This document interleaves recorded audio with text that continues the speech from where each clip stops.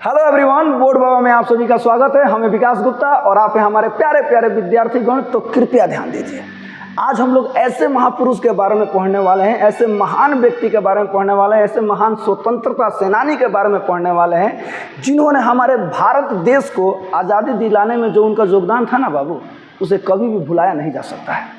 आज हम पढ़ने वाले हैं भगत सिंह जी के बारे में, जो कि आपके 12th क्लास का जो हिंदी किताब है ना, दिगंत भाग 2, उसमें 6ठा लेसन है, एक लेख और एक पत्र जो हमारे भगत सिंह जी के द्वारा लिखा गया है। ओके, ये एक लेख है और साथ ही साथ एक ऐतिहासिक पत्र भी है, याद रखिएगा।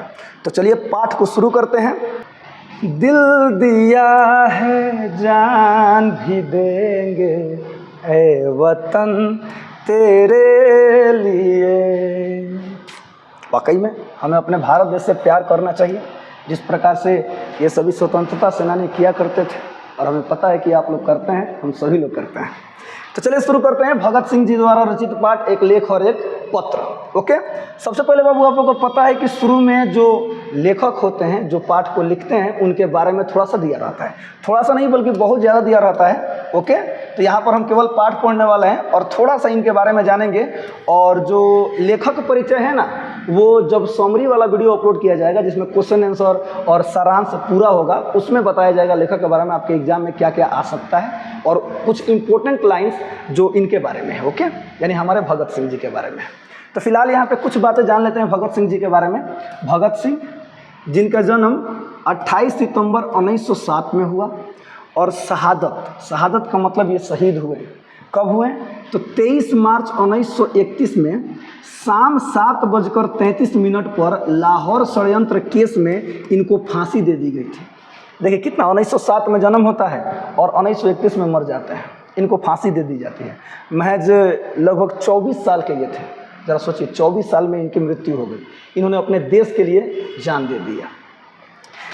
इनका जन्म स्थान है, यानी कि जन्म स्थान देखिए, बंगा चौक नंबर 105, गुगेरा ब्रांच, वर्तमान लॉयलपुर पाकिस्तान में। यानी कि अभी कहाँ है? तो लॉयलपुर पाकिस्तान में है, अभी वर्तमान में यहाँ पर है, मैंने पाकिस्तान में पड़ता है।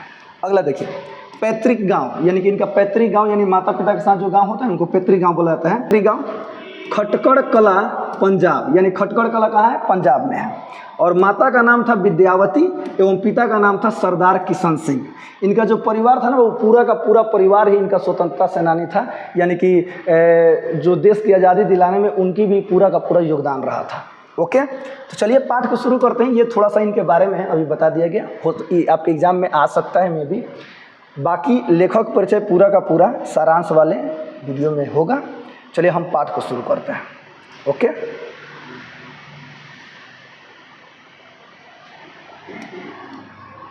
एक लेख और एक पत्र, आइए देखते हैं। सबसे पहला हेडिंग है बाबू कि विद्यार्थी और राजनीति। इस चैप्टर में 2 खंड है। एगो लेख है, यानी कि भगत सिंह द्वारा लिखा गया एक लेख किस पर?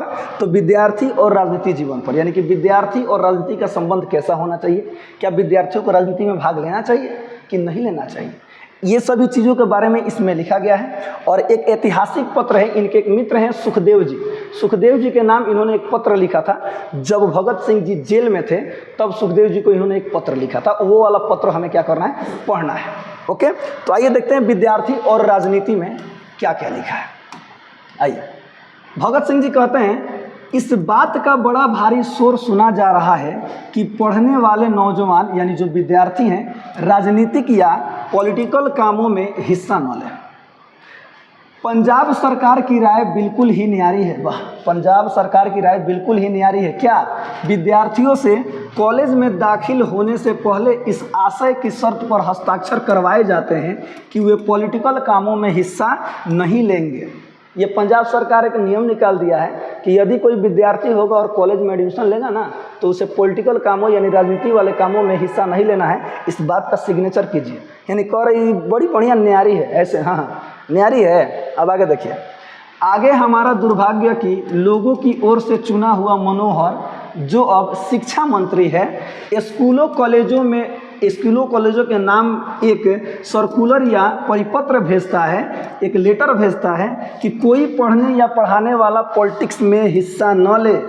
कुछ दिन हुए जब लाहौर में स्टूडेंट्स यूनियन या विद्यार्थी सभा की ओर से विद्यार्थी सप्ताह मनाया जा रहा था, वहाँ भी सर अब्दुल कादर और प्रोफेसर ईश्वर चंद्र नंदा ने इस बात पर जोर दिया कि विद्यार्थियों को पॉलिटिक्स में हिस्सा नहीं लेना चाहिए। यानी यहाँ पे भगत सिंह क्या बता रहे हैं कि देखिए आजकल ना बड़ा शोर हो रहा है, बहुत बड़े बड़े आदमी, बहुत अधिकारी, शिक्षा मंत्री, पंजाब सरकार, सभी लोग कह रहे हैं कि जितने भी पढ़ने वाले हैं और जो पढ़ाने वाले हैं उनको राजनीति में भाग नहीं लेना है। देखते हैं क्या ये सही है कि गलत है भगत सिंह के अनुसार। अब आगे देखते हैं। आगे लिखा है, पंजाब को राजनीतिक जीवन में सबसे पिछड़ा हुआ कहा जाता है। पंजाब को राजनीतिक जीवन में सबसे पिछड़ा हुआ कहा जाता है। इसका क्या कारण है? क्या पंजाब ने बलिदान कम दिए हैं? क्या पंजाब ने भारत के लिए बलिदान कम दिए हैं? इसका कारण स्पष्ट है कि हमारे शिक्षा विभाग के अधिकारी लोग बिल्कुल ही बुद्धू हैं। हमारे शिक्षा विभाग के जो भी अधिकारी हैं ना, वो बिल्कुल ही बुद्धू हैं। आज पंजाब काउंसिल की कार्रवाई पढ़कर इस बात का अच्छी तरह पता चलता है कि इसका कारण यह है कि हमारी शिक्षा निकम्मी होती है और फिजूल होती है और विद्यार्थी युवा जगत अपने देश की बातों में कोई हिस्सा नहीं लेता। भगत सिंह के अनुसार हमारी जो शिक्षा व्यवस्था हो गया है ना अभी का, वो एकदम खराब हो गया है, एकदम फिजूल हो गया है, एकदम गलत हो गया है। हमारे जो युवा हैं, जो अभी पढ़ाई कर रहे हैं, आगे का पूरा देश का भविष्य इन्हीं के हाथों में है और इन्हें ही पॉलिटिकल में भाग नहीं नहीं लेने दिया जा रहा है। अब आगे देखिए, उन्हें इस संबंध में कोई भी ज्ञान नहीं होता है। यानी कि जो भी युवा विद्यार्थी हैं उन्हें पॉलिटिक्स के बारे में कोई जानकारी नहीं होता है। जब वे पढ़ कर निकलते हैं तब उनमें से कुछ ही आगे पढ़ते हैं, लेकिन वे ऐसी कच्ची बातें करते हैं कि सुनकर स्वयं ही अफसोस कर बैठ जाने के सिवाय कोई चारा नहीं होता। जिन नौजवानों को कल देश की बागडोर हाथ में लेनी है, उन्हें आज ही अकल के अंधे बनाने की कोशिश की जा रही है। यानी एजुकेशन सिस्टम ऐसा बनाया जा रहा है, इस प्रकार से बनाया जा रहा है। भगत सिंह जी कह रहे हैं कि स्टूडेंट, विद्यार्थी, जिन्हें आगे पूरा देश का भविष्य देखना है। अच्छा, हम ही ना बड़े हो रहे हैं सर, आप लोग विद्यार्थी हैं, आप ही ना बड़े हो रहे हैं, आप ही ना देश के भविष्य हैं, आपको ही ना आगे बढ़ना है। और देश को चला कौन रहा है? राजनेता चला रहे हैं, नेता लोग चला रहे हैं, पॉलिटिकल पार्टियां चला रही हैं ना। तो भगत सिंह का कहना एकदम उचित है, जब देश हमें ही चलाना है, हम ही देश के भविष्य है और हमें ही पॉलिटिक्स में हिस्सा लेने की इजाज़त नहीं है। अब आगे देखिए, इससे जो परिणाम निकलेगा वो हमें खुद ही समझ लेना चाहिए। यह हम मानते हैं कि विद्यार्थियों का मुख्य काम पढ़ाई करना है। बिल्कुल, यह हम मानते हैं कि विद्यार्थियों का मुख्य काम पढ़ाई करना है, उन्हें अपना पूरा ध्यान उस ओर लगा देना चाहिए। लेकिन क्या देश की परिस्थितियों का ज्ञान और उनके सुधार के उपाय सोचने की योग्यता पैदा करना उस शिक्षा में शामिल नहीं होना चाहिए? हम मानते हैं कि पढ़ना एकदम जरूरी है, लेकिन देश में हो रही घटनाओं के बारे में, देश को कैसे आगे बढ़ाया जाए, देश को कैसे सुधारा जाए, क्या इन सभी का जानकारी हमें नहीं होना चाहिए? भगत सिंह जी कह रहे हैं। अब आगे देखिए, यदि नहीं तो हम उस शिक्षा को भी निकम्मी समझते हैं जो सिर्फ क्लर्की करने के लिए ही हासिल की जाए, जो केवल नौकरी करने के लिए ही हासिल की जाए। ऐसी शिक्षा की ज़रूरत ही क्या है? ऐसी शिक्षा की ज़रूरत ही क्या है? कुछ ज़्यादा चालाक आदमी यह कहते हैं, जितने ढेर चालाक होला ना, वही में कुछ 2-3 आदमी होला लो, जो ज़्यादा चालाक आदमी कहते हैं, काका तुम पॉलिटिक्स के अनुसार पढ़ो और सोचो ज़रूर, लेकिन कोई व्यवहारिक हिस्सा न लो, तुम अधिक योग्य होकर देश के लिए फ़ायदेमंद साबित होगे। हाँ देखो, पॉलिटिक्स के बारे में कुछ और ही, जैसे मान लीजिए बहुत लोग मना कर रहे हैं कि आपको पॉलिटिक्स में हिस्सा नहीं लेना है, हिस्सा नहीं लेना है, हिस्सा नहीं लेना है। वही में 1-2 आदमी आकर चालाक आदमी कहला, अरे पॉलिटिक्स में हिस्सा लो, मैंने पॉलिटिक्स के बारे में पढ़ो, लेकिन कोनो व्यवहारिक हिस्सा मतलब में हिस्सा मतलब, कैसे कि तू पढ़ लिख के और ही बढ़िया आदमी बन जाएगा। देखिएगा ध्यान से आगे। बात बड़ी सुंदर लगती है, लेकिन हम इसे भी रद्द करते हैं, क्योंकि यह भी सिर्फ ऊपरी बात है, खाली कहे सुने वाला बात है। इस बात से यह स्पष्ट हो जाता है कि एक दिन विद्यार्थी एक पुस्तक, सुनिएगा, एक बात स्पष्ट होता है। यहाँ पे एक छोटी सी कहानी बता रहे हैं भगत सिंह जी, क्या बता रहे हैं तो सुनिएगा। एक दिन एक विद्यार्थी एक पुस्तक appeal to the young prince Kropotkin, सुनिएगा ध्यान से, पढ़ रहा था। एक प्रोफेसर साहब कहने लगे, यह कौन सी पुस्तक है, और यह तो किसी बंगाली का नाम जान पड़ता है। लड़का बोल पड़ा, प्रिंस क्रोपोटकिन, सुनेगा, प्रिंस क्रोपोटकिन, ठीक है, क्रोपोटकिन, ओके, का नाम बड़ा प्रसिद्ध है सर जी। वे अर्थशास्त्र के विद्वान थे। इस नाम से परिचित होना प्रत्येक प्रोफेसर के लिए बड़ा ज़रूरी था। सुनिएगा, ये जो नाम था ना प्रिंस क्रोपोटकिन, ये नाम बहुत ही फेमस था। ये इनके बारे में जानना प्रत्येक प्रोफेसर के लिए मतलब ज़रूरी था। प्रोफेसर की योग्यता पर लड़का भी हंस पड़ा कि देखो प्रोफेसर साहब हम आई हमरे से पूछत रहे कि जन तो नाम पढ़त रहे कि कोनो बंगाली के नाम लगता है के हो। अब देखिए, और उसने फिर कहा ये रूसी सज्जन थे, बस रूसी कहर टूट पड़ा। प्रोफेसर ने कहा कि तुम बोल्शेविक हो क्योंकि तुम पॉलिटिकल पुस्तकें पढ़ते हो यानी एक लड़का पॉलिटिक्स का किताब पढ़ रहा था, यानी रूस के जो सज्जन थे, विद्वान थे, उनका किताब पढ़ रहा था। और एक प्रोफेसर आते हैं और कहते हैं कि किनका किताब पढ़ रहे हैं। तो लड़के ने बताया कि आप इनको नहीं जानते हैं, ये तो बहुत ही प्रसिद्ध आदमी हैं, इनके बारे में सभी शिक्षकों को जानना एकदम अनिवार्य है। तो जर गए, खिसिया गए कि देखा ये हमारे कैसे खूब बेचारा लड़का खूब डटलें तो बोल्शेविक खइस, तोरा पढ़े लिखे का नहीं खे, तो खाली पॉलिटिक्स के किताब पढ़ता रहे, विद्यार्थियों को पॉलिटिक्स नहीं पढ़ना चाहिए। अब लगे उसको डांटने। देखिए, उनको अपनी योग्यता की ओर देखना चाहिए कि देखिए आपको जानकारी नहीं है, आप अपना पूरा का पूरा खीस, अपना पूरा भड़ास किस पे उतार रहे हैं, उस विद्यार्थी पे उतार रहे हैं। अब आगे देखिए आप प्रोफेसर की योग्यता, देखिए आप प्रोफेसर की योग्यता। अब उन बेचारे विद्यार्थियों को उनसे क्या सीखना है। ऐसी स्थिति में वे जो नौजवान हैं वो क्या सीख सकते हैं, ऐसी स्थिति में क्या सीख सकते हैं, जरा सोचिए। अब आगे लिखा है, दूसरी बात यह है कि व्यवहारिक राजनीति क्या होती है। हाँ, व्यवहारिक राजनीति क्या होती है, तो देखिए महात्मा गांधी, जवाहरलाल नेहरू और सुभाष चंद्र बोस का स्वागत करना और भाषण सुनना तो हुई व्यवहारिक राजनीति। यानी नेताजी लोग आए, भाषण दे रहे हैं, बस हम सुन रहे हैं, केवल सुन रहे हैं, वो भी लोग भाषण दे रहे हैं और चले जा रहे हैं। तो ये व्यवहारिक राजनीति। पर कमीशन या वाइसराय का स्वागत करना क्या हुआ, यानी कमीशन या वाइसराय भी आए थे जो कि अंग्रेज थे, अपने भारत में आए थे ना, उनका भी अपने भारत के लोगों ने क्या किया था, स्वागत किया था। तो नहीं, सुनिएगा ध्यान से। देखिए व्यवहारिक राजनीति, महात्मा गांधी, जवाहरलाल नेहरू, ये लोग आ रहे हैं, भाषण दे रहे हैं, ठीक है, अच्छी बात है, ये तो व्यवहारिक राजनीति हो गया। लेकिन जरा सोचिए, हम उन अंग्रेजों का स्वागत क्यों कर रहे हैं। आगे लिखा है, क्या वह पॉलिटिक्स का दूसरा पहलू नहीं है, क्या वह पॉलिटिक्स नहीं है। सरकारों और देशों के प्रबंध से संबंधित कोई भी बात पॉलिटिक्स के मैदान में ही गिनी जाएगी, तो फिर यह भी पॉलिटिक्स हुई कि नहीं, बताइए, तो फिर यह भी पॉलिटिक्स हुई कि नहीं। सरकार से संबंधित जो भी बात होती है वो सब किसके अंतर्गत गिनी जाती है, सब पॉलिटिक्स के अंतर्गत गिनी जाती है, यानी कि सब राजनीति में गिनी जाती है। तो वाइसराय और कमीशन का आना, भारत में आना और उनका भव्य स्वागत करना, ये भी क्या हुआ, ये राजनीति नहीं है, ये भी राजनीति है। कहा जाएगा कि इससे सरकार खुश होती है और दूसरी से नाराज। वाह, एक से सरकार खुश होती है और एक से नाराज होती है। फिर सवाल तो सरकार की ही खुशी या नाराजगी का हुआ ना, इसमें जनता का कहाँ भलाई हो रहा है भाई। इसमें सरकार केवल अपना काम कर रही है, आ रही है, भाषण दे रही है, जा रही है, हाँ रोड बनवा देंगे, सड़क बनवा कर देंगे, ये कर देंगे, बड़ा आदमी मेरे साथ रहेगा तो मुझे ज़्यादा वोट मिलेगा। इसमें जनता को क्या मिल रहा है, कुछ मिल रहा है, नहीं मिल रहा है। तो नहीं, सब ध्यान दीजिएगा, आपको सब समझ में आएगा। क्या विद्यार्थियों को जन्मते ही खुशामद का पाठ पढ़ाया जाना चाहिए। खुशामद का मतलब होता है वो चापलूसी करना सुनिएगा, क्या विद्यार्थियों को जन्मते ही खुशामद का पाठ पढ़ाया जाना चाहिए।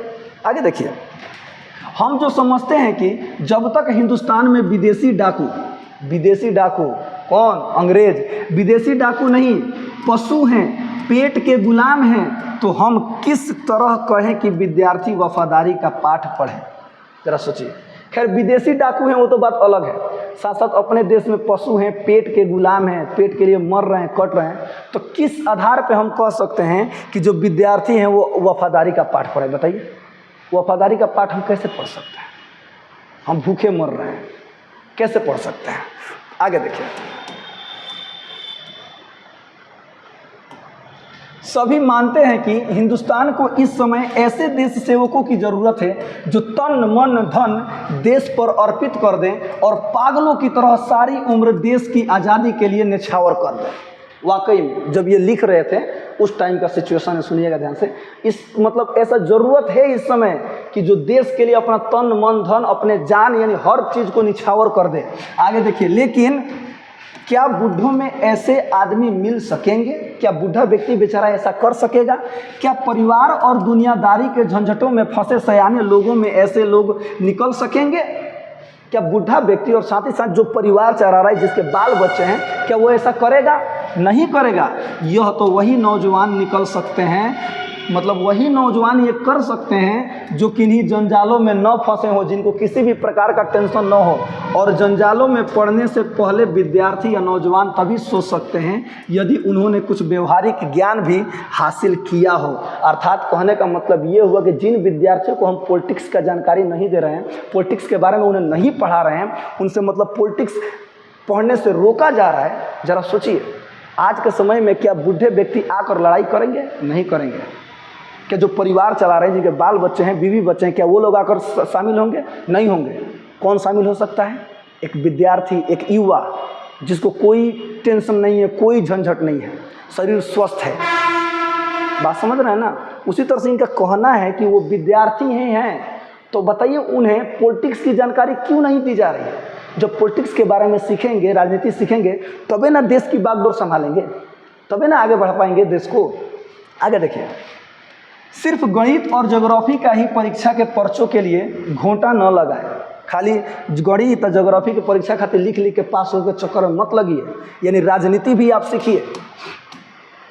अब देखिए, क्या इंग्लैंड के सभी विद्यार्थियों का कॉलेज छोड़कर जर्मनी के खिलाफ लड़ने के लिए निकल पड़ना पॉलिटिक्स नहीं थी?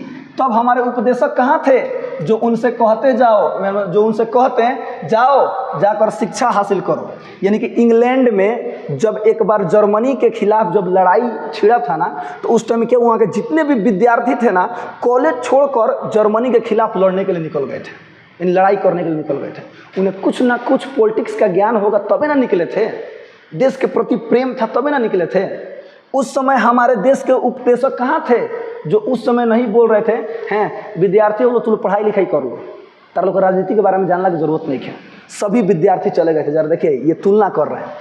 आगे है, आज नेशनल कॉलेज अहमदाबाद के जो लड़के सत्याग्रह में बारदोली वालों की सहायता कर रहे हैं, क्या वे ऐसे ही मूर्ख रह जाएंगे? मान लीजिए एक जगह है, सुनिएगा, अहमदाबाद के जो लड़के हैं जो सत्याग्रह में बारदोली वालों की सहायता कर रहे हैं, क्या वो ऐसे ही मूर्ख रह जाएंगे? यानी कि वो पढ़ तो बरसन और संग संग राजनीति में भी हिस्सा ले रहे हैं, तो वो मूर्ख रह जाएगा, आगे कुछ भी नहीं कर पाएगा। सभी देशों को आज़ाद करवाने वाले वहाँ के विद्यार्थी और नौजवान ही हुआ करते हैं, याद रखिएगा। किसी भी देश को आज़ाद कराने वाले वहाँ के विद्यार्थी और नौजवान ही हुआ करते हैं। क्या हिंदुस्तान के नौजवान अलग अलग रहकर अपना और अपने देश का अस्तित्व बचा पाएंगे? नौजवान 1919 में विद्यार्थियों पर किए गए अत्याचार भूल नहीं सकते हैं। यानी 1919 में विद्यार्थियों पर बहुत बुरा अत्याचार हुआ था। उस टाइम जितने भी नौजवान हैं वो भूल नहीं सकते हैं उस अत्याचार को। वे यह भी समझते हैं कि उन्हें एक भारी क्रांति की ज़रूरत है। यानी विद्यार्थी लोग समझते हैं, नौजवान समझते हैं कि हमें एक भारी क्रांति की ज़रूरत है। वे पढ़ें, ज़रूर पढ़ें, साथ ही पॉलिटिक्स का भी ज्ञान हासिल करें, और जब ज़रूरत हो तो मैदान में कूद पड़ें और अपना जीवन इसी काम में लगा दें, अपने प्राणों का इसी में उत्सर्ग कर दें, वरन बचने का कोई उपाय नज़र नहीं आता है। अर्थात भगत सिंह के कहने का मतलब है कि देखिए बाबू, हमें पढ़ना चाहिए, बिल्कुल पढ़ना चाहिए, लेकिन साथ ही साथ हमें राजनीति का ज्ञान भी होना चाहिए, हमें राजनीति के बारे में जानना भी चाहिए, देश से प्रेम भी होना चाहिए। क्योंकि ज़रा सोचिए, जो आज के समय में नेता हैं, जो भी हैं, सुनिएगा, वो कभी ना कभी विद्यार्थी होंगे कि नहीं होंगे? बिल्कुल होंगे। अगर उन लोगों ने भी ऐसा सोच लिया होता कि नहीं, मुझे केवल पढ़ाई से मतलब है, मुझे नेतागिरी नहीं करना है, मुझे राजनीति में नहीं जाना है, तो क्या वो आज नेता होते? नहीं होते, नहीं ना होते। तो इनके कहने का सीधा सीधा मतलब है कि हमें भी विद्यार्थी के होने के साथ साथ हमें भी राजनीति में भाग लेना चाहिए, राजनीति में हिस्सा लेना चाहिए, जो कि देश के भविष्य के लिए बहुत ही बेहतर होता है। समझ में? ना तो नेता का बेटा नेता, नेता का बेटा नेता, यानी परिवारवाद चलता रहेगा। समझ में? वो कब चाहेगा कोई गरीब का लड़का नेता बने? नहीं ना चाहेगा। हाँ, तो ध्यान दीजिए, आप लोग पढ़ रहे हैं, आप लोग समझदार बनिए। चलिए, तो ये था, क्या था? तो एक लेख था जो कि भगत सिंह ने बताया, किस पर? तो विद्यार्थी और राजनीति पर। आइए अब देखते हैं सुखदेव के नाम पत्र। यानी कि भगत सिंह जी जेल में है और सुखदेव जी को वो पत्र लिखते हैं, यानी सुखदेव उनके मित्र हैं, ठीक है, सुखदेव, राजगुरु और भी बहुत लोग थे उनके मित्र। चलिए देखते हैं पत्र में क्या लिखते हैं। प्रिय भाई, यानी भगत सिंह जी कहते हैं प्रिय भाई सुखदेव जी, ठीक है, मैंने आपके पत्र को कई बार ध्यानपूर्वक पढ़ा। अर्थात यहाँ पर एक लाइन है, तो नहीं आप भी लोग समझिए, जब कोई चीज़ें, जब कोई टॉपिक समझ में ना आए ना तो उसको बार बार पढ़िए, खूब बढ़िया से समझ में आ जाता है। ध्यान दीजिएगा। चलिए यहाँ पे देखते हैं। मैंने आपके पत्र को कई बार ध्यानपूर्वक पढ़ा। मैं अनुभव करता हूँ कि बदली हुई परिस्थितियों ने हम पर अलग अलग प्रभाव डाला है। जिन बातों से जेल के बाहर घृणा करते थे वे आपके लिए अब अनिवार्य हो चुकी हैं। इसी प्रकार मैं जेल से बाहर जिन बातों का विशेष रूप से समर्थन करता था वे अब मेरे लिए विशेष महत्व नहीं रखते हैं। अर्थात भगत सिंह जी अब जेल में हैं।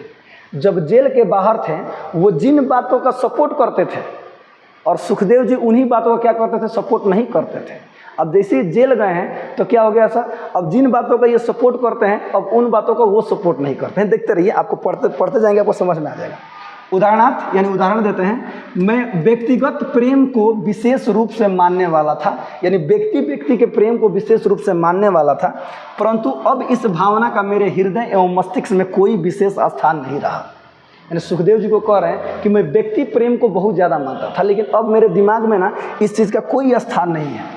बाहर आप इसके कड़े विरोधी थे, यानी कि आप सुखदेव जी क्या कहते थे कि नहीं, व्यक्ति प्रेम नहीं होना चाहिए। आगे देखिएगा, परंतु इस संबंध में अब आपके विचारों में भारी परिवर्तन हुआ है एवं क्रांति आ चुकी है। आगे देखिए, आप इसे मानव जीवन का एक अत्यंत आवश्यक एवं अनिवार्य अंग अनुभव करते हैं। यानी कि अब आपका विचार बदल चुका है, क्योंकि आप पहले व्यक्ति प्रेम को बढ़िया नहीं मानते थे, अब उसी को आप क्या मान रहे हैं, तो मानव जीवन का एक अत्यंत आवश्यक और अनिवार्य अंग मतलब अनुभव करते हैं। और सहानुभूति से आपको एक प्रकार का आनंद भी प्राप्त हुआ है। ठीक है, अब आगे देखिए, आगे लिखा है, आपको याद होगा कि एक दिन मैंने आत्महत्या के विषय पर आपसे चर्चा की थी। यानी कि अब इसमें बहुत, आप देखते चलिए आत्महत्या के विषय पर कितना बेहतरीन बात करते हैं लोग। आपको याद होगा कि एक दिन मैंने आत्महत्या के विषय पर आपसे चर्चा की थी।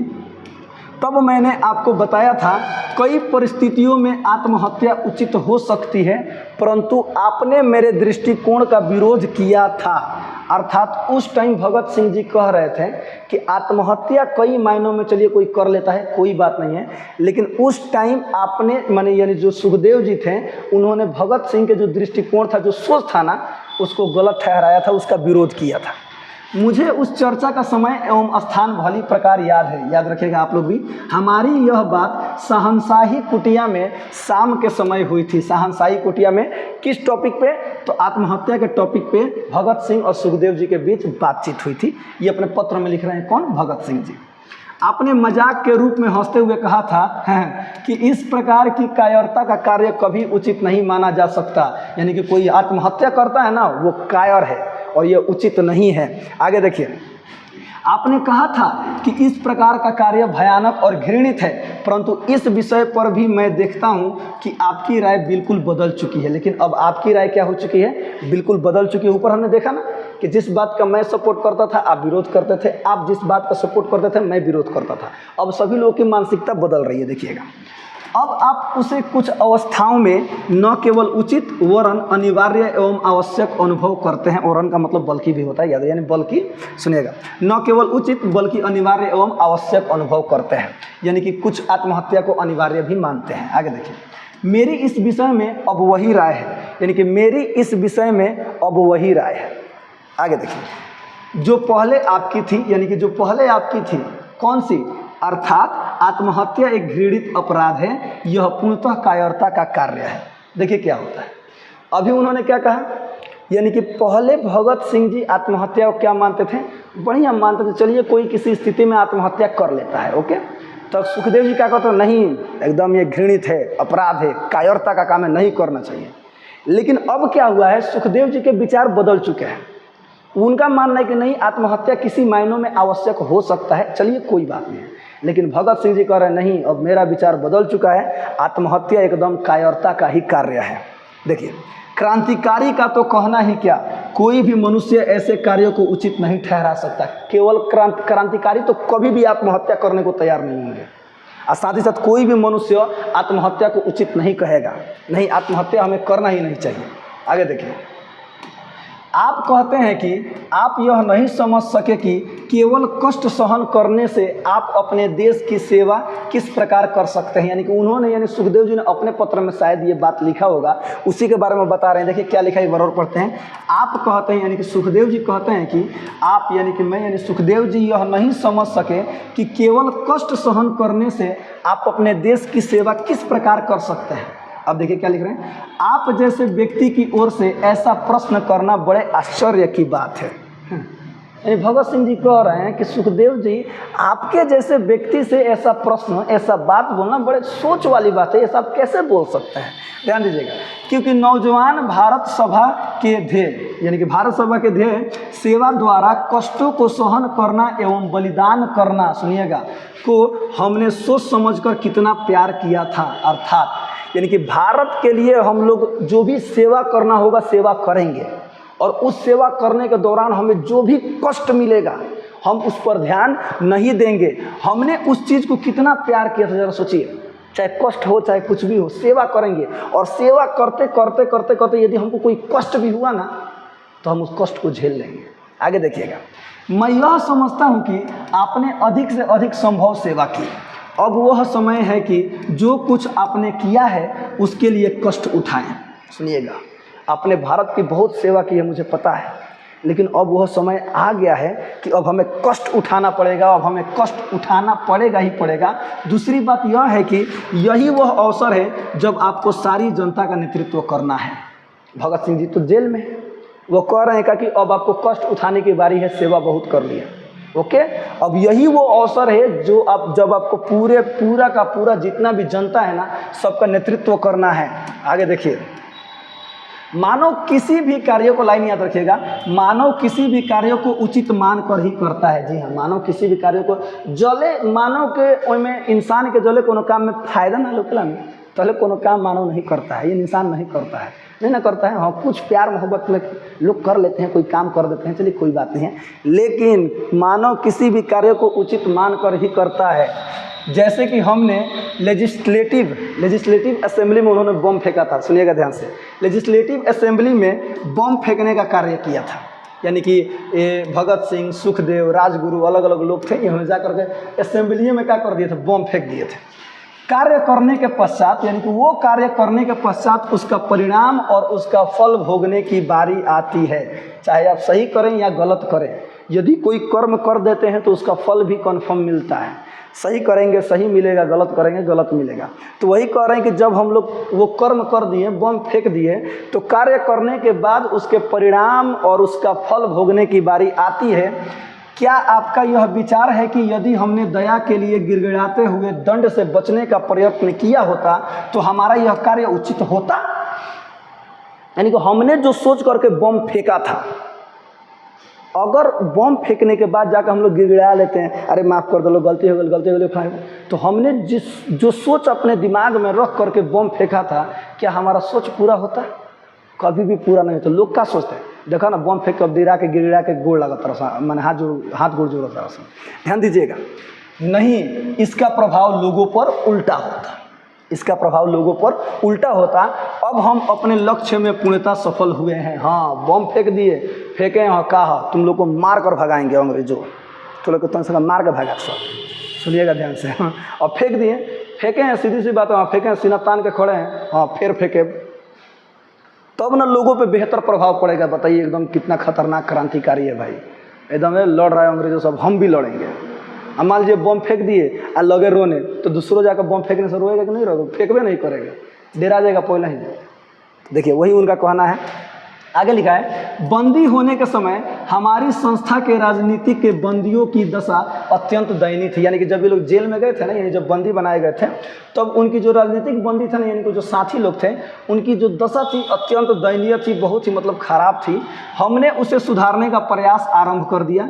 मैं आपको पूरी गंभीरता से बताता हूँ कि हमें यह विश्वास था कि हम बहुत कम समय के भीतर ही मर जाएंगे। वाह, कितने खतरनाक क्रांतिकारी रहे होंगे, कितने खतरनाक व्यक्ति रहे होंगे, जो पहले ही इनके मन में विचार बन गया है कि हम लोग बहुत ही जल्द मरने वाले हैं, हम लोग अब मर जाएंगे। जरा सोचिए, इस पृथ्वी पर सबसे बड़ा शाश्वत सच क्या है? एक ना एक दिन इंसान को मरना है। लेकिन इंसान सबसे ज़्यादा किस चीज़ से डरता है? चाहे बूढ़ा व्यक्ति ही क्यों ना हो, मरने से सबसे ज़्यादा डरता है। डरता है कि नहीं डरता है? बिल्कुल डरते हैं सभी लोग। लेकिन ज़रा सोचिए इन मतलब ये कैसे व्यक्ति होंगे, वाह सैल्यूट है ऐसे व्यक्तियों को, जो पहले इनके दिमाग में चल रहा है कि हम लोग बहुत जल्द मरने वाले हैं।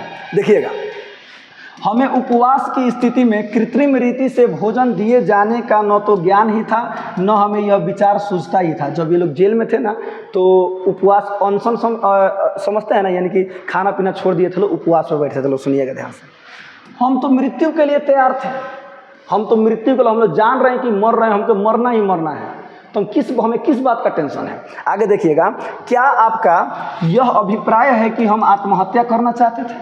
आपको लगता है कि हम लोग आत्महत्या करना चाहते थे कि खाना वाना छोड़ दिए हैं, जेल में बैठ गए हैं अनशन पे, आत्महत्या करने के फेर में लग गए, यानी कि मरना चाहते हैं?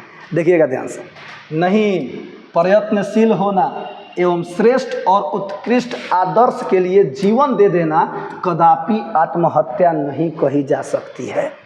सुनिएगा ध्यान से, फिर से पढ़िए, प्रयत्नशील होना, श्रेष्ठ और उत्कृष्ट आदर्श के लिए जीवन दे देना, यानी ऐसा कार्य जिससे बहुतों का भलाई हो, पूरा देश उस पे टिका हो, ऐसे लिए हम मर जाए ना, तो ये आत्महत्या नहीं होता है, ये क्या होता है? शहादत होता है, शहीद होते हैं। आगे देखिएगा, हमारे मित्र यानी भगत सिंह कह रहे हैं, हमारे मित्र श्री यतीन्द्रनाथ दास की मृत्यु तो अस्पृहणीय है। इसका मतलब पता है क्या होता है सर? अस्पृहणीय का मतलब, इसका मतलब होता है जिसे भुलाया नहीं जा सकता, जिसे याद रखा जा सकता है। सुनिएगा ध्यान से, क्या आप इसे आत्महत्या कहेंगे? क्या आप उनकी मृत्यु को आत्महत्या कहेंगे? हमारा कष्ट सहन करना फलीभूत हुआ, समस्त देश में एक विराट और सर्वव्यापी आंदोलन शुरू हो गया, हम अपने लक्ष्य में सफल हुए। इस प्रकार के संघर्ष में मरना एक आदर्श मृत्यु है। अर्थात जिस लक्ष्य को, जिस बात को दिमाग में डाल करके यदि हम आगे बढ़ रहे हैं, उसमें हमें मरना भी पड़े ना, अगर हम मर जाए ना, और वो बात एक ना एक दिन सफल होगा ही होगा। यानी कि ये लोग क्या चाहते थे कि लोगों, पूरे भारत देश में जितने भी लोग हैं ना, सबके अंदर देश प्रेम जगे, सबके अंदर राष्ट्रवाद की भावना जगे। अंग्रेजों को मारो, अंग्रेजों को मारो और सबको एकदम मार के भगा दो, तब का जितना मन में गाली है उतना दे दो अंग्रेजों को। हमार धरती, हमार जमीन, हमार लोग, उन लोग आकर 200 बरस तक राज कर लिया है। ए बरा वालो ऊपर ऊपर भाग जाइए लो तब मतलब गलत बात है सर। हमारा देश, हमारा धरती, हमारा घर, हमारे लोग दूसर के हुआ के राज करे हैं। हम यहाँ एक बीता जमीन खातिर कितना मार हो जाला अपने लोग से, अब तो भला वो दूसर के हलो, अब बोलो पता लग जाएगा। आगे देखिएगा, खैर उसकी बात नहीं कर रहे हैं। यहाँ देखिए अगला पैराग्राफ में लिख रहे हैं, इसके अतिरिक्त हमसे जिन लोगों को यह विश्वास है कि उनको मृत्यु दंड दिया जाएगा, उनको धैर्यपूर्वक उस दिन की प्रतीक्षा करनी चाहिए जब यह सज़ा सुनाई जाएगी और तत्पश्चात उन्हें फांसी दी जाएगी। देखिए कितनी बड़ी बात कर रहे हैं कि देखिए हमें तो फांसी होगी ही होगी, हमें फांसी की सज़ा सुनाई जाएगी, हम इसके बारे में अच्छी तरह से जानते हैं। और साथ ही साथ मेरे जो भी मित्र लोग हैं, जिन्हें जिन्हें मृत्यु दंड दिया जाएगा, उनको किसी प्रकार का भी चिंता नहीं करना चाहिए, बल्कि उन्हें एकदम धैर्य से किस चीज़ की प्रतीक्षा करना चाहिए? उस मृत्यु दंड का प्रतीक्षा करना चाहिए, यानी मरने का इंतजार करना चाहिए। आगे देखिएगा, यह मृत्यु भी सुंदर होगी। यदि हम इस तरह से मर जाएंगे ना तो भी सुंदर होगा, परंतु आत्महत्या करना केवल कुछ दुखों से बचने के लिए, अभी अलग वाला आत्महत्या है, सुनिएगा ध्यान से। परंतु आत्महत्या कर लेना केवल कुछ दुखों से बचने के लिए, अपने जीवन को समाप्त कर देना तो कायरता है। यानी कौन सी आत्महत्या कायरता है? केवल कुछ दुखों के वजह से हमरा के छोड़ के चल गए, ओह ये नॉर्मली सब फालतू वाला दुख है। हम अब दुनिया में हमारे केहू नहीं है। अरे नज़र उठाकर देखिए, इतना बड़ा भारत है, पूरा भारत देश आपके सामने है, तो दुनिया में कौन नहीं है? आपका सब है। तो वही कह रहे हैं यहाँ पर कि केवल कुछ दुखों से बचने के लिए आत्महत्या कर लेना, जान दे देना, ये कायरता है। आप जब आत्महत्या करें, जब आप मर रहे हैं, उस आपके मरने से अगर कुछ लोगों को फ़ायदा हो, देश को फ़ायदा हो, तब मानते हैं कि आपका आत्महत्या तनी सा सुंदर है, तनी सा बढ़िया है। ध्यान दीजिएगा, आगे लिख रहे हैं कि मैं आपको बताना चाहता हूं कि विपत्तियां व्यक्ति को पूर्ण बनाने वाली होती हैं। जी हाँ, जो भी विपत्तियां होती है वही व्यक्ति को पूर्ण बनाती है, वही व्यक्ति को बड़ा बनाती है। जब तक हमें कष्ट नहीं होगा तब तक हम कष्ट को दूर करने के लिए उसका उपाय नहीं ढूंढेंगे। जब तक हमारे जेब में पैसा नहीं होगा तब तक हम पैसा कमाने के लिए कहीं जाएंगे नहीं। मान लीजिए जेब में खूब पैसा रोज आइए जा रहा है, कभी कमाने के बारे में सोचेंगे? नहीं सोचेंगे। जब हमारे पास पैसा नहीं होगा, कर्जा लेकर खाना पड़ेगा, तब ना समझेंगे मजदूरी क्या चीज़ है, तब ना जाएंगे 2 रुपया कमा कर लेकर आएंगे। तो वही यहाँ पे क्या कह रहा है सर, तो विपत्तियाँ व्यक्ति को पूर्ण बनाने वाली होती है। मैं और आप वरन बल्कि मैं यानी भगत सिंह कह रहे हैं, मैं कहूँगा हम में से किसी ने भी किंचित कष्ट सहन नहीं किया है। हमारे जीवन का यह भाग तो अभी आरंभ होता है। वाह, इतना कष्ट सहने के बावजूद भी, इतना दुख सहने के बावजूद भी जेल में है, फांसी होने वाला है, तब भी कह रहे हमने तो अभी कोई भी कष्ट नहीं सहन किया है। अभी तो हमारे जीवन का जो ये भाग है ना, अभी तो शुरू हो रहा है, अभी तो आरंभ हो रहा है। आगे देखिए, आपको यह याद होगा कि अनेक बार इस विषय पर हमने बातचीत की है। अनेक बार हम और आप यानी सुखदेव जी और भगत जी इस विषय पर बात किए हैं। रूसी साहित्य के प्रत्येक स्थान पर जो वास्तविकता मिलती है वो हमारे साहित्य में कदापि नहीं दिखाई देती। यानी कि यहाँ पे रूसी साहित्य के बारे में बात कर रहे हैं, यानी कि रूसी का जो कल्चर है, जो वहाँ का साहित्य है, वहाँ के प्रत्येक स्थान से जो वास्तविकता, जो रियलिटी मिलती है वो हमारे साहित्य में कदापि दिखाई नहीं देती। हम उनकी कहानियों में कष्टों और दुखमयी स्थितियों को बहुत पसंद करते हैं, परंतु कष्ट सहन की उस भावना को अपने भीतर अनुभव नहीं करते हैं। इनके कहने का मतलब है कि जब रूस में क्रांति हुई थी ना, कितने लोग मरते कि नहीं मरते, शुरुआत वहीं से हुआ था। यूरोप में राष्ट्रवाद जाकर आप लोग देखिएगा, 10th क्लास में पढ़े होंगे, आप लोगों को पता चल जाएगा। तो वहाँ पे लोग जब मरे थे ना, जब हम उनकी कहानियाँ सुनते हैं ना, तो देखते हैं कि जैसे एक छोटा सा एग्जाम्पल है, जब हम लोग फिल्म देखते हैं तो किसी फिल्म को देखकर आप रोने भी लगते हैं, बिल्कुल रोने लगता है। पारिवारिक जो फिल्म होता है देखकर रोने लगते हैं। कोई मान लीजिए कि फाइटिंग वाला फिल्म देख लिए तो एकदम बुझाता है कि एकदम महीना के बरियारे आदमी बनी हम, ऐसा होता है। यानी फिल्म का जो सोच होता है हम उसके बारे में लगते हैं सोचने, लेकिन क्या हम उस फिल्म को अपने जीवन में उतार पाते हैं? नहीं उतार पाते हैं। हम उसको अपने जीवन में लागू नहीं कर पाते हैं। पारिवारिक फिल्म में देख कर वाई होने लगता है, भाई भाई में झगड़ा होता है, भाई अलग हो जाते हैं, लेकिन फिर अंत में मिलते हैं ना फिल्मिया में। लेकिन क्या अपने जीवन में भाई भाई अलग हो गए, झगड़ा भइला के बाद तक कभी मिलते हैं? नहीं मिलते हैं। एकदम झगड़ा झंझट में एकदम लगे रहते हैं। तो वही यहाँ पे कह रहे हैं, क्या कह रहे हैं कि हम उनकी कहानियों में कष्टों और दुखमयी स्थितियों को बहुत पसंद करते हैं, परंतु कष्ट सहन की उस भावना को अपने भीतर अनुभव नहीं करते हैं। हम उनके उन्माद, और उन्माद का मतलब होता है बाबू पागलपन, याद रखिएगा। हम उनके उन्माद और उनके चरित्र की असाधारण ऊंचाइयों के प्रशंसक हैं, परंतु इसके कारणों पर सोच विचार करने की कभी चिंता नहीं करते हैं। मैं कहूँगा कि केवल विपत्तियां सहन करने के साहित्य के उल्लेख ने ही उन कहानियों में सहृदयता, दर्द की गहरी टीस और उनके चरित्र तथा साहित्य में ऊंचाई उत्पन्न की है। अर्थात कहने का मतलब हुआ कि सुनिएगा, जो रूस में जितने भी क्रांतिकारी थे या फिर जो भी लोग थे, वो लोग जो कष्ट सहे थे ना, उसी कष्ट सहन को आज हम पढ़ रहे हैं ना, तो हमें लग रहा है कि वाकई में उन व्यक्तियों ने कितना कष्ट झेला होगा। तभी उनका जो साहित्य है ना, उनकी कहानियों में सहृदयता, दर्द की गहरी टीस और उनके चरित्र तथा साहित्य में ऊंचाई उत्पन्न की है। अर्थात तभी हम उनके बारे में देख रहे हैं, तभी हम उनके बारे में सोच रहे हैं, तभी हम उनके बारे में पढ़ रहे हैं। अब आगे देखिए, हमारी दशा उस समय दयनीय और हास्यास्पद हो जाती है, यानी कि एकदम मजाक बन जाती है, जब हम अपने जीवन में अकारण ही रहस्यवाद प्रविष्ट कर लेते हैं। यद्यपि इसके लिए कोई प्राकृतिक या ठोस आधार नहीं होता है। हमारे जैसे व्यक्तियों को जो प्रत्येक दृष्टि से क्रांतिकारी होने का गर्व करते हैं, सदैव हर प्रकार से उन विपत्तियों, चिंताओं, दुखों और कष्टों को सहन करने के लिए तत्पर रहना चाहिए, जिनको हम स्वयं आरंभ किए संघर्ष के द्वारा आमंत्रित करते हैं एवं जिनके कारण हम अपने आप को क्रांतिकारी कहते हैं। देखिए सुनिए क्या कह रहे हैं क्या, कि हम कुछ लोग होते हैं, यानी कि हमारा एकदम मजाक बन जाता है। कब? ये हंसने वाली बात है क्या, कि जब हम अपने जीवन में अकारण ही रहस्यवाद प्रविष्ट कर लेते हैं, यद्यपि इसके लिए कोई प्राकृतिक या ठोस आधार नहीं होता है।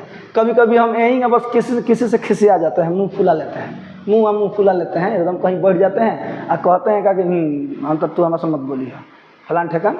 इस तरह कारण यही है, बस मन में टिस दुख का भाव लेकर चल रहा है। लेकिन जो क्रांतिकारी होते हैं ना, उन्हें दुख सुख कष्ट दुनियादारी किसी से कोई मतलब नहीं होता है। बस देश है तो देश प्रेम रहता है, देश से प्रेम रहता है। या कोई बात लक्ष्य दिमाग में सोच लिया ना, बस उस सोच के लिए चाहे कष्ट सहना पड़े चाहे मर जाना पड़े, एकदम हमेशा तत्पर रहते हैं, हमेशा तैयार रहते हैं। अब आगे देखिए, मैं आपको बताता हूँ, यानी भगत सिंह जी कह रहे हैं मैं आपको बताता हूँ कि जेलों में और केवल जेलों में ही कोई व्यक्ति अपराध एवं पाप जैसे महान सामाजिक विषय का प्रत्यक्ष अध्ययन करने का अवसर पा सकता है।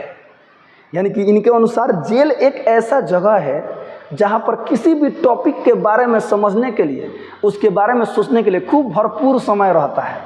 सही बात है, जेल जेले होता है, पता है ना। मान लीजिए किसी को रूम में आपको बंद कर दिया जाए, अब दिन भर तरह वही में रहेगा, ना कोनो काम बना धंधा बना, टीवी मिलता ना सीडी मिलता, कुछ देखे सके मिलता नहीं, ना मोबाइल मिलता, तो क्या करबो?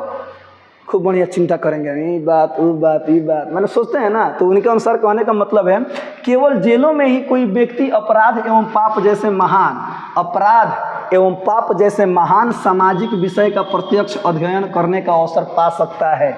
मैंने इस विषय का कुछ, भगत सिंह जी कह रहे हैं मैंने इस विषय का कुछ साहित्य पढ़ा है और जेलें ही ऐसे विषयों का स्वाध्याय करने के लिए, यानी खुद से जानकारी प्राप्त करने के लिए सबसे अधिक उपयुक्त स्थान है। स्वाध्याय का सर्वश्रेष्ठ भाग है स्वयं कष्टों को सहना। और स्वाध्याय का मतलब है, यानी कि जब वो साहित्य पूरा पढ़े हैं ना, उनको एक ही चीज़ मिला है, एक ही चीज़ वो सीख पाए हैं, एक ही चीज़ जान पाए हैं कि बस कष्टों को सहते जाओ, कष्टों को सहना।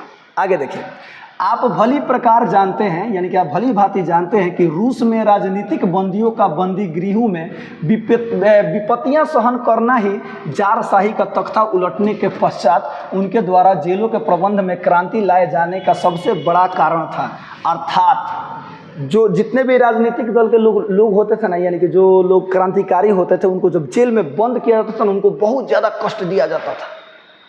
और वही जो उनको कष्ट दिया जाता था ना, वही वहाँ का जो जार होता था, जार का मतलब होता है शासक, रूस के जार को शासक कहा जाता है, सम्राट राजा समझ सकते हैं, उसका तख्ता पलट दिया। केवल एक मुद्दा, क्या? तो जेलों में जो लोग हैं उनको बहुत ज़्यादा कष्ट हो रहा है, यही चीज़ उसका तख्ता, उसके सीट को, यानी सीट बदला गई। आगे देखिएगा, क्या भारत को ऐसे व्यक्तियों की आवश्यकता नहीं है जो इस विषय से पूर्णतः परिचित हों और इस समस्या का निजी अनुभव रखते हों? क्या भारत में ऐसे लोगों की ज़रूरत नहीं है? आगे देखिए, केवल यह कह देना कि दूसरा कोई इस काम को कर लेगा या इस कार्य को करने के लिए बहुत लोग हैं, किसी प्रकार भी उचित नहीं कहा जा सकता। हाँ, ये अपना गांव समाज में बहुत बढ़िया होता है। हऊ बाड़े नू हम ही एगो लोग तन तरह के आए, हम ना जाए, तेरा गाँव में और केहू लोग नहीं खलो कर, ये हमारा से ना हो, हऊ हऊ कह दिए, हम ना करें। मीनिंग समझ में आ रहा है? कहने का मतलब ये है कि बस किसी और पे काम को टाल देना, एक कोई दूसरा कर लेगा, खाली तरह को हम ही लौकता नहीं है, हऊ नहीं खन लौकत। हाँ, तो यही कह रहे हैं कि ये किसी प्रकार से भी उचित नहीं कहा जा सकता है। इस प्रकार जो लोग क्रांतिकारी क्षेत्र के कार्यों का भार दूसरे लोगों पर छोड़ने को अप्रतिष्ठापूर्ण एवं घृणित समझते हैं, उन्हें पूरी लगन के साथ वर्तमान व्यवस्था के विरुद्ध संघर्ष आरंभ कर देना चाहिए। उन्हें चाहिए कि वे उन विधियों का उल्लंघन करें, परंतु उन्हें औचित्य का ध्यान रखना चाहिए, क्योंकि अनावश्यक एवं अनुचित प्रयत्न कभी भी न्यायपूर्ण नहीं माना जा सकता। इस प्रकार का आंदोलन क्रांति के कार्यकाल को बहुत सीमा तक कम कर देगा। इस प्रकार का जो काम है ना, जो आंदोलन है ना, क्रांति के कार्यकाल को बहुत सीमा तक कम कर देगा, यानी कि बहुत हद तक क्या कर देगा? कम कर देगा। आगे देखिए, जितने आंदोलन अब तक आरंभ हुए हैं, जितने आंदोलन अभी तक आरंभ हुए हैं, उन सब में सुनिएगा, आरंभ हुए हैं, उन सबसे पृथक रहने के लिए, उन सबसे अलग रहने के लिए आपने जो तर्क दिए हैं ना, यानी कि सुखदेव जी जो आपने तर्क दिए हैं ना, मैं उन्हें समझने में असमर्थ हूँ। कुछ यानी कि मैं नहीं समझ सकता हूँ, मैं नहीं समझ पा रहा हूँ। कुछ मित्र ऐसे हैं जो या तो मूर्ख हैं या ना समझ हैं। कुछ हमारे मित्र ऐसे हैं जो या तो मूर्ख हैं या तो ना समझ हैं। वे आपके इस व्यवहार को अनोखा और अद्भुत समझते हैं। क्या? तो सुनिएगा, जिसे वे स्वयं कहते हैं कि हमें किंचित भी नहीं समझ सकते हैं, क्योंकि आप उनसे बहुत ऊंचे और उनकी समझ से बहुत परे हैं। जब शिक्षक जब टीचर जी लोग आप लोग को सिखाते हैं बाबू पढ़िए पढ़िए पढ़िए, बढ़िया से पढ़ लो, तो क्या कह लो हैं याद ना कर ले, याद हम कर लेंगे बाबू, कल याद करके आना है, कल नहीं हम परसों पढ़ेंगे। आप सामने वाले को दोष देने लगते हैं ना। तो वही कह रहे हैं कि कुछ हमारे जो मित्र हैं ना, वो कुछ क्या तो कुछ मूर्ख हैं तो कुछ ना समझ है, वो अपने आप को इतना बेहतर मान रहे हैं। जैसे कहने का मतलब कि आप तो सभी लोग जानते हैं कि आप सुखदेव जी आप वाकई में बहुत ऊंचे और बहुत बड़े हैं, आगे देखिए। तो लेकिन वो नहीं समझ पाते हैं कि वे स्वयं कहते हैं, यानी कि उनके जो मित्र लोग हैं, जो कुछ वो लोग स्वयं कहते हैं कि हमें किंचित भी नहीं समझ सकते, यानी कि आप हमें नहीं समझ रहे हैं, आप हमारी बात को नहीं मान रहे हैं, आप जो कह रहे हैं वही खाली बात हो रहा है। आपको हमारी बात को समझना चाहिए, ध्यान दीजिएगा। ऐसे कुछ बात है, आगे देखिए। आगे लिखा है बाबू, वास्तव में यदि आप यह अनुभव करते हैं कि बंदी गृह का जीवन, बंदी गृह माने जेल, सुनिएगा, जीवन वास्तव में अपमानपूर्ण है, तो आप उसके विरुद्ध आंदोलन करके उसे सुधारने का प्रयास क्यों नहीं करते? यदि आपको लगता है कि जेल में जितने भी लोग हैं उनका जो जीवन है एकदम अपमानपूर्ण है, वहाँ का जीवन एकदम खराब है, तो आप उसके खिलाफ आंदोलन क्यों नहीं करते हैं? आप भी तो देश में रहते हैं, देश तो आपका भी है ना। तो देश में कुछ भी गलत होगा तो आपको उसके लिए आवाज़ उठाना चाहिए कि नहीं उठाना चाहिए? बिल्कुल उठाना चाहिए। अब आगे देखिए, संभवतः आप यह कहेंगे कि यह संघर्ष सफल नहीं हो सकता। हम मानते हैं कि आपके दिमाग में चल रहा होगा कि हमारा एगो आवाज़ उठेला से क्या हुई, ये संघर्ष सफल हो सकता है, परंतु यह तो वही तर्क है जिसकी आड़ लेकर साधारणतः निर्बल लोग प्रत्येक आंदोलन से बचना चाहते हैं। जी बिल्कुल, तो ये तो वही बात हो गई कि हो ही। देखिए, हम लोग दिमाग में पहले ही सोच लेते हैं क्या कि हमसे नहीं होगा, दिमाग में पहले ही सोच लेते हैं कि हमसे नहीं होगा, तो क्या कभी हो पाएगा? अगर मान लीजिए कि आज हवाई जहाज़ में उड़ रहे हैं हम लोग हैं, माने सभी लोग उड़ रहे हैं, मोबाइल चला रहे हैं, रील घसका रहे हैं, हैंगा, जो सबसे पहले बनाने वाला व्यक्ति होगा, यदि सोच लिया होता ना ये होगा, ऐसे होगा, नहीं होगा, तो क्या आज हाथ में मोबाइल होता? हवा में उड़ते हैं? नहीं ना उड़ते हैं। तो वही कह रहे हैं कि अगर मान लीजिए कि यही बात अगर आप सोच लिए कि भाई यह सफल नहीं हो सकता है, पहले ही जान जा रहे हैं कि नहीं हो सकता है, आप शुरू तो कीजिए, होगा कि नहीं होगा वो बाद में देखा जाएगा। देखिएगा, यह वह उत्तर है जिसे हम उन लोगों से सुनते रहे हैं जो जेल से बाहर क्रांतिकारी प्रयत्नों में सम्मिलित होने से जान बचाना चाहते हैं। ये केवल वही लोग करते हैं जो कायर होते हैं, जो देह चोराना जानते हैं, जो भागना जानते हैं, मैदान छोड़ के भाग जाते हैं पीछे पीछे। आगे देखिए, क्या आज यही उत्तर मैं आपके मुख से सुनूंगा? क्या आप भी यही कहेंगे? कुछ मुट्ठी भर कार्यकर्ताओं के आधार पर संगठित हमारी पार्टी अपने लक्ष्यों और आदर्शों की तुलना में क्या कर सकती थी? जरा सोचिए, क्या कर सकती थी? क्या हम इससे यह निष्कर्ष निकालें कि हमने इस काम के प्रारंभ करने में नितांत भूल की है? नहीं, इस प्रकार का परिणाम निकालना उचित नहीं होगा। इससे तो उस व्यक्ति की भीतरी निर्बलता प्रकट होती है जो इस प्रकार सोचता है। यानी कहने का मतलब ये है कि हम लोग किसी काम को ना बाबू पहले ही सोच लेते हैं कि हमसे नहीं होगा, केवल सोच लेते हैं। आपने किया, आपने नहीं किया, आप कीजिए तो अरे नहीं होगा, नहीं होगा, अनुभव तो होगा ना, उसके बारे में कुछ सीखेंगे तो ना। तो वही बात यहाँ पे समझाना चाहते हैं भगत सिंह कि किसी भी काम को जब शुरू सोच के मत छोड़िए, यदि करने लायक है तो कीजिए, होगा कि नहीं होगा वो बात की बात है। आगे देखिए, आगे लिखा है, आगे चलकर आप लिखते हैं, यानी कि वो सुखदेव जी लिखते हैं अपने पत्र में कि 14 वर्ष बंदी गृह के कष्टों से भरपूर जीवन बिताने के पश्चात किसी व्यक्ति से यह आशा नहीं की जा सकती कि उस समय भी उसके विचार वही होंगे जो जेल से पूर्व थे। यानी कोई व्यक्ति 14 साल जेल में रहकर आया हो तो उसके विचार कन्फर्म बदल जाएंगे। यानी कि ये कौन लिख रहे हैं? सुखदेव जी लिख रहे हैं। उस व्यक्ति से किसी प्रकार की आशा नहीं रखी जा सकती है कि जेल से बाहर था तो जो विचार उसका तब था अब भी वही विचार होगा 14 साल बाद, यानी जेल से निकलने के बाद। आगे देखेगा, क्योंकि जेल का वातावरण उसके समस्त विचारों को रौंद कर रख देगा। क्या मैं आपसे पूछ सकता हूँ कि क्या जेल से बाहर का वातावरण हमारे विचारों के अनुकूल था? सब मानते हैं कोई व्यक्ति जेल में चला गया, जेल में तो जाना एक्चुअली कोई नहीं चाहता है, जेल में चला गया, क्या उसके मन मुताबिक वहाँ पे कोई काम होगा? नहीं ना होगा। तो वही यहाँ पे कह रहे हैं कि क्या हम बाहर हैं तो क्या हमारे मन मुताबिक कोई कार्य हो रहा है? हम जो सोच रहे हैं वो पूरा हो रहा है? नहीं ना हो रहा है। तो सब जगह तो परिस्थितियाँ वही है। जरा ध्यान दीजिए, क्या वे जेल से बाहर का वातावरण हमारे विचारों का अनुकूल था? वो भी तो अनुकूल नहीं ना था। फिर भी असफलताओं के कारण क्या हम उसे छोड़ सकते थे? फिर भी क्या मान लीजिए सोच रहे हैं कि असफल हो जाएंगे, क्या हम उस चीज़ को छोड़ सकते थे? क्या आपका आशय यह है कि यदि हम इस क्षेत्र में न उतरे होते तो कोई भी क्रांतिकारी कार्य कदापि नहीं हुआ होता? सुनिएगा ध्यान से। क्या आपका आशय यह है, कि आपका मानना यह है कि यदि इस क्षेत्र में हम न उतरे होते तो कोई भी क्रांतिकारी कदापि नहीं हुआ होता? यह ऐसा तो आप भूल कर रहे हैं। यदि ऐसा है तो आप भूल कर रहे हैं। यद्यपि यह ठीक है कि हम भी वातावरण को बदलने में बड़ी सीमा तक सहायक सिद्ध हुए हैं, तथापि हम तो केवल अपने समय की आवश्यकता की उपज है। यानी कि हमें जो कर्म मिल रहा है, हमें बस वो कर्म कर रहे हैं। हम भी क्रांतिकारी हैं। हम भी कुछ लोगों को बदलने में, कुछ लोगों के विचार को बदलने में, देश, उनके अंदर देश प्रेम की भावना जगाने में हमने भी थोड़ा सा मदद किया है। जरा ध्यान दीजिए, केवल हमने ही किया है, ये सोच लेना गलत है। यही भगत सिंह जी कह रहे हैं। अब आगे है, मैं तो कहूँगा कि साम्यवाद का जन्मदाता मार्क्स, कार्ल मार्क्स का नाम आप लोगों ने सुना होगा।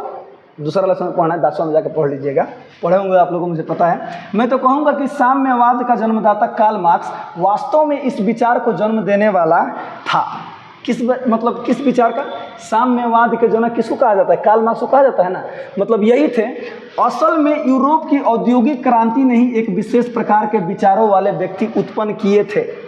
यानी कि न औद्योगिक क्रांति होता, यानी कि ना क्रांति होता, ना लोगों को तकलीफ होती, ना कार्ल मार्क्स जी आते हैं, और ना ही साम्यवाद का विचारधारा लागू होता, ना ही लोगों के बारे में इसको पता चलता, ना ही ये नियम बनाते। यानी लोगों को कष्ट हुआ तबे ना नियम लगा, तबे ना लोग उससे निकलने की कोशिश किए। भगत सिंह जी ये कह रहे हैं, उनमें मार्क्स भी एक था। यानी औद्योगिक क्रांति में जिस प्रकार के जो लोगों ने कष्ट झेले थे ना, उस मार्क्स भी एक थे।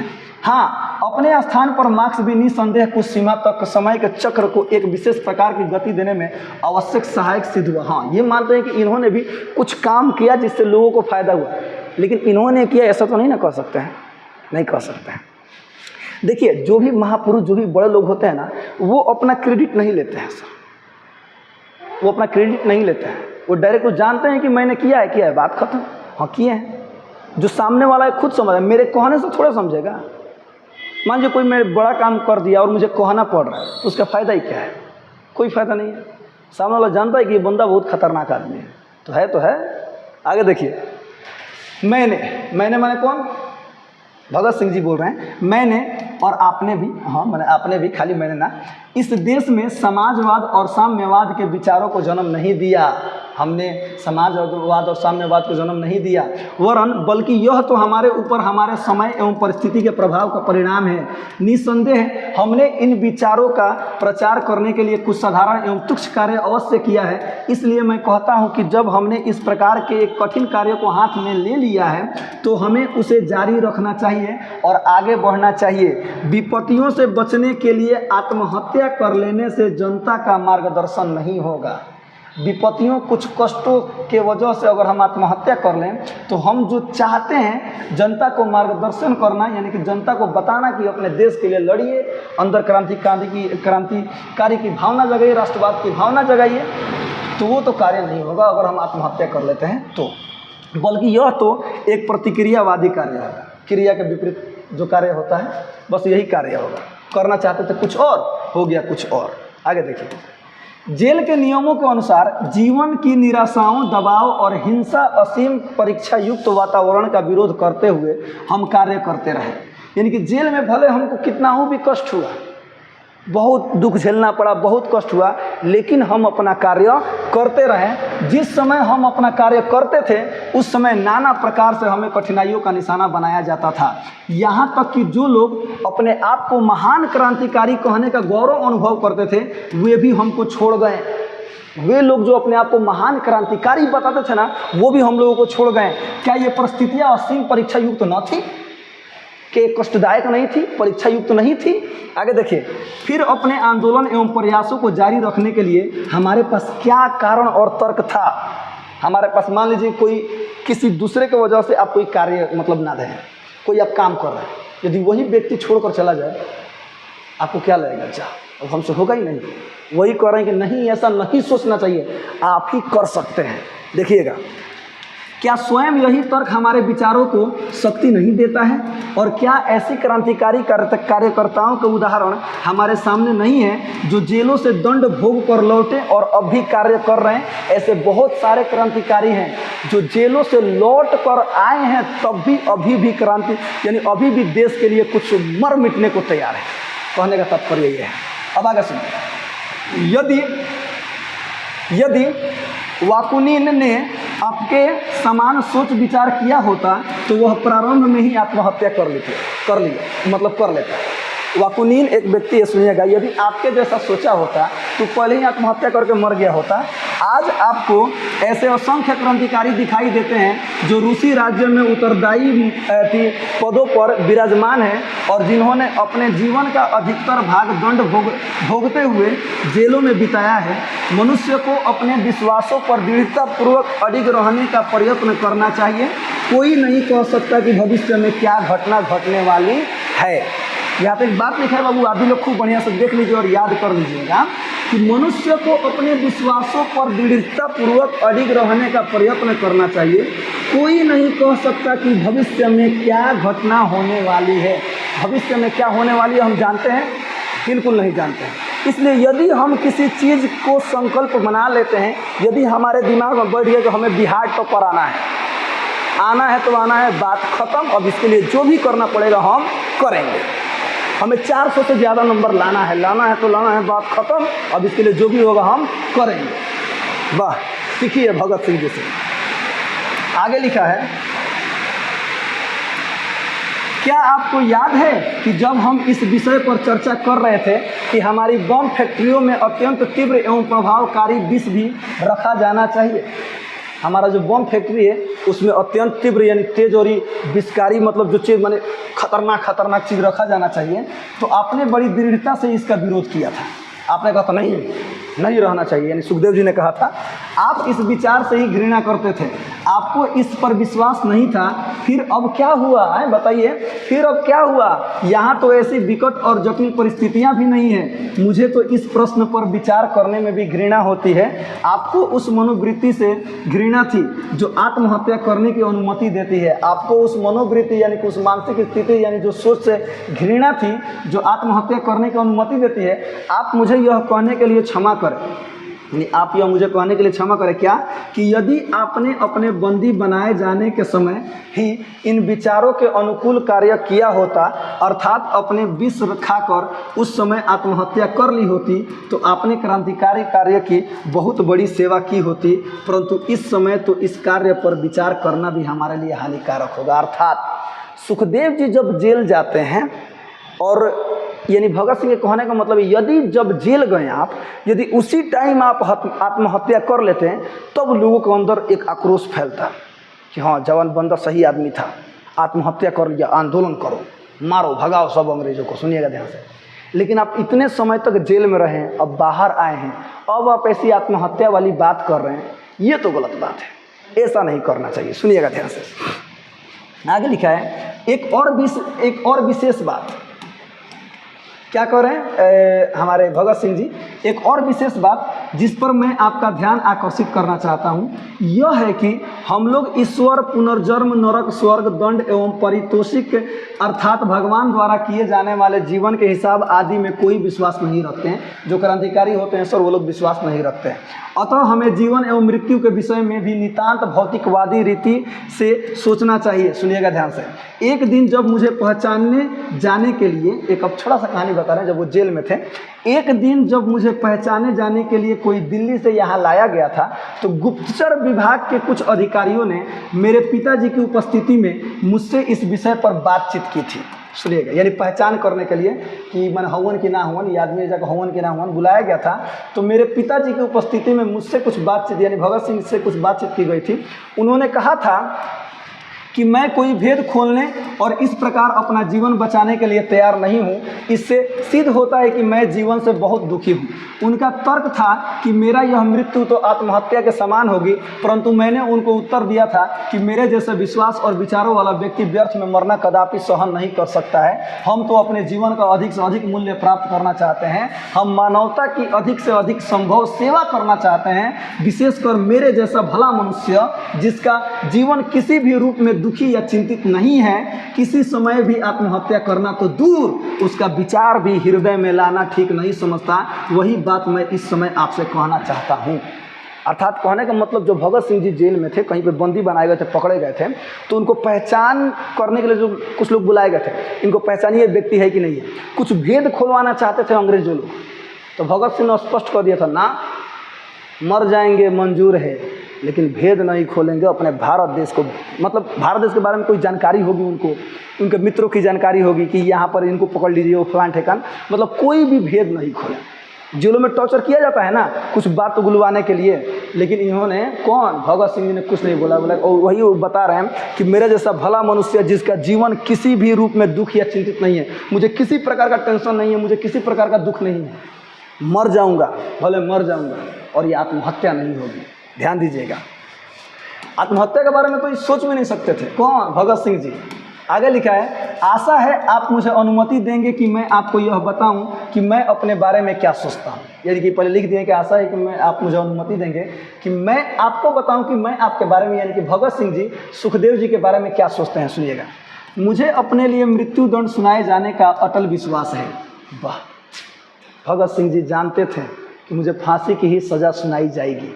देखिएगा ध्यान से, मुझे मृत्यु दंड सुनाए जाने का अटल विश्वास है। मुझे किसी प्रकार की पूर्ण क्षमा या नम्र व्यवहार की तनिक भी आशा नहीं है। मर जाएंगे, यदि कोई क्षमा हुई भी तो पूर्णतः सबके लिए होगी। हाँ, यदि कोई क्षमा होगी तो सबके लिए होगी, याद रखिएगा, केवल भगत सिंह जी के लिए नहीं होगी, वरन बल्कि वह भी हमारे अतिरिक्त अन्य लोगों के लिए नितांत सीमित एवं कई बंधनों से जकड़ी हुई होगी। हमारे लिए न तो क्षमा हो सकती है और न वह होगी ही।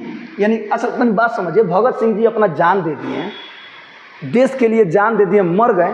क्या केवल इससे उनको ही फायदा हुआ? आपको फायदा नहीं है, हमको फायदा नहीं है। आज हम लोग स्वतंत्र घूम रहे हैं, आज़ाद घूम रहे हैं, पूरा भारत देश आज़ाद है। तो वही कह रहे हैं का, यदि ये होगी ना, ये सबके लिए होगी। मैं मरूंगा तो इसका असर भी सब पर पड़ेगा, और यदि मैं बच जाऊंगा तो इसका भी असर सब पर पड़ेगा, यानी कि मैं सबके लिए बचूंगा। आगे देखिए, हमारे लिए न सम्मिलित रूप से और विश्वव्यापी हो और उसके सॉरी हमारे लिए न तो क्षमा हो सकती है और न वो होगी ही। बिल्कुल, वो जानते थे कि मुझे फांसी होने वाली है, अब मेरे लिए क्षमा उमा नहीं मिलने वाला है, मुझे फांसी होगी कंफर्म होगी। इस पर भी मेरी इच्छा है कि हमारी मुक्ति का प्रस्ताव सम्मिलित रूप से और विश्वव्यापी हो, और उसके साथ ही मेरी अभिलाषा यह है कि जब यह आंदोलन अपनी चरम सीमा पर पहुंचे तो हमें फांसी दे दी जाए। वाह, कह रहे हैं का कि मुझे आशा है कि जब मैं मरूं भी ना, तो मेरा जो इच्छा है, मैंने जो सोचा है, वो सभी लोगों को पता चले कि ये क्यों मर रहे हैं, काहे मर रहे हैं, देश के लिए मर रहे हैं। जरा देखिए, वही कह रहे हैं का, इनकी अभिलाषा है कि यह आंदोलन जब अपनी चरम सीमा पर होना, तब मुझे फांसी दे दी जाए। अब आगे देखिएगा, लिख रहे हैं कि हम क्रांतिकारी होने के नाते अतीत के समस्त अनुभवों से पूर्णतः अवगत है। चूँकि हम क्रांतिकारी हैं, इसलिए जानते हैं कि पीछे क्या क्या हो चुका है और क्या क्या, मतलब उसके होने से आगे क्या क्या हो सकता है। आगे देखिएगा, इसलिए हम नहीं मान सकते कि हमारे शासकों और विशेषकर अंग्रेज जाति की भावनाओं में इस प्रकार का आश्चर्यजनक परिवर्तन उत्पन्न हो सकता है। इस प्रकार का परिवर्तन क्रांति के बिना संभव ही नहीं हो सकता है। अंग्रेज छोड़कर जाने को तैयार ही नहीं थे। उनके मन में विचार कहाँ से आ जाएगा कि चलो छोड़ देते हैं, चलो अपने घर चलते हैं, इंग्लैंड चलते हैं, भारतीयों को छोड़ देते हैं। जब तक क्रांतिकारी नहीं हो, चलो 2-4 गो मुँह हो सना तो सीखिए सना। वही कह रहे हैं, आगे देखिए, क्रांति तो केवल सतत कार्य करते रहने से, प्रयत्नों से, कष्ट सहन करने से एवं बलिदानों से ही उत्पन्न की जा सकती है और की जाएगी। क्रांति केवल बलिदान देने से, प्रयत्नों से, कष्ट सहन करते रहने से ही यही क्रांति होती है। आगे देखिए, ये लास्ट पैराग्राफ में कह रहे हैं क्या, जहाँ तक मेरे दृष्टिकोण का संबंध है, यानी जहाँ तक मैं मानता हूँ, मैं तो केवल उसी दशा में सबके लिए सुविधाओं और क्षमा दान का स्वागत कर सकता हूँ जब उसका प्रभाव अस्थायी हो और देश के लोगों के हृदय में हमारी फांसियों से कुछ अमिट चिन्ह अंकित हो जाए, बस यही, इससे अधिक कुछ नहीं। यानी कि जब मैं मरूं तो मेरे मरने का असर पूरा का पूरा देश में हो, यानी सभी देशवासियों के दिल में हो। तो वाकई में ऐसे ऐसे स्वतंत्रता सेनानी की वजह से ही हमारे देश को आज़ादी मिली। ऐसे ऐसे स्वतंत्रता सेनानियों को हमारा सैल्यूट है। अगर ये नहीं होते तो शायद हम भी आज आज़ाद नहीं हुए होते। तो ये था हमारा पूरा का पूरा पाठ। तो ये थे हमारे भगत सिंह और अनेक बहुत सारे स्वतंत्रता सेनानी जिन्होंने हमें आज़ादी दिलाई। तो आप सभी भी हंसते रहिए, मुस्कुराते रहिए और अपने बोर्ड बाबा के साथ जुड़े रहिए। सबका सब पाठ आपको खूब बेहतर तरीके से समझ में आएगा। खूब बढ़िया से पढ़िएगा आप लोग और एग्ज़ाम में जा करके गर्दा उड़ा कर रहिएगा। ओके, तो चलिए मिलते हैं अगले वीडियो में। तब तक के लिए जय हिंद। इसी के साथ थोड़ा सा सुन लीजिए, अच्छा लगेगा आप लोग को। जब गाँव में थी दिवाली तब खेल रहे थे होली, जब हम बैठे थे घरों में तब झेल रहे थे गोली। है धन्य जवान वो अपने, थी धन्य हाँ उनकी जवानी, जो शहीद हुए हैं उनकी जरा याद करो कुर्बानी। ऐ मेरे वतन के लोगों, जरा आँख में भर लो पानी, जो शहीद हुए हैं उनकी जरा याद करो कुर्बानी। इसी के साथ हंसते रहिए, मुस्कुराते रहिए, हमेशा खुश रहिए और देश से प्यार कीजिए। खूब आगे बढ़िए। मिलते हैं अगले वीडियो में फिर से। जय हिंद।